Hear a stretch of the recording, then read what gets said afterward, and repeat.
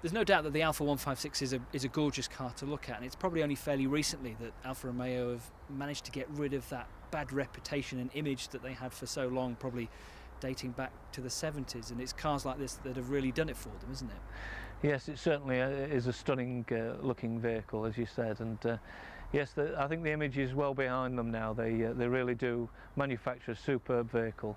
Again, as I say, it is a stunning vehicle, and again with reliability and quality to counteract it, it is a very good car. I mean, what sort of things were going wrong back in the 70s when they had that sort of reputation? Was it they were just sort of rust buckets? Yes, there was problem with corrosion and electrical problems, and I think it generally just a niggly car at times, and they seem to have really got into business now, and this is a very, very well produced car. Now this car is an S plate. It's only about a year old. It's done some 20-odd thousand miles, which is perhaps maybe a little over for its age. How's it holding up value-wise? Well, in actual fact, it's holding its value extremely well.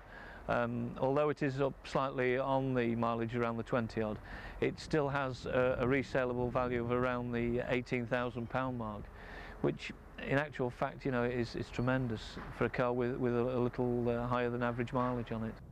There's no doubt that there's intense rivalry in the executive car sector in this style of car.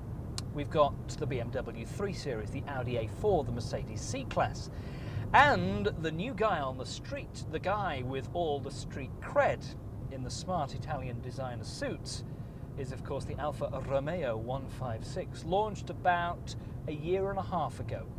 And I can remember going on the original launch back in Spain and just completely falling in love with the car, because not only does it look stunning both inside and out, it really is a joy to drive. Now this is the 2.5 V6 that we're in, so we're being perhaps slightly unkind to the BMW because that's only the 318, but this 2.5 V6 produces 190 brake horsepower. From the moment that you start the engine up and you hear that wonderful V6 growl from under the bonnet, rev it hard and it just sounds fantastic. Now jumping from the BMW 3 Series into the Alfa 156, well, it's just so different. It's almost like chalk and cheese. Don't get me wrong, there's nothing wrong with the BMW 3 Series. It's a very well built car, but this is just so stylish. The oval dials, the smart dashboard, the clock and temperature gauge and fuel gauge that point towards you from the dashboard. This is very well equipped as well. It's got automatic air conditioning, power steering, ABS brakes, all the usual things that you would expect on this sort of car. There are 3 different models in the 156 range at the moment to choose from. The base 1.8, which perhaps if anything is maybe a touch underpowered. Then there's the 150 brake horsepower 2 litre.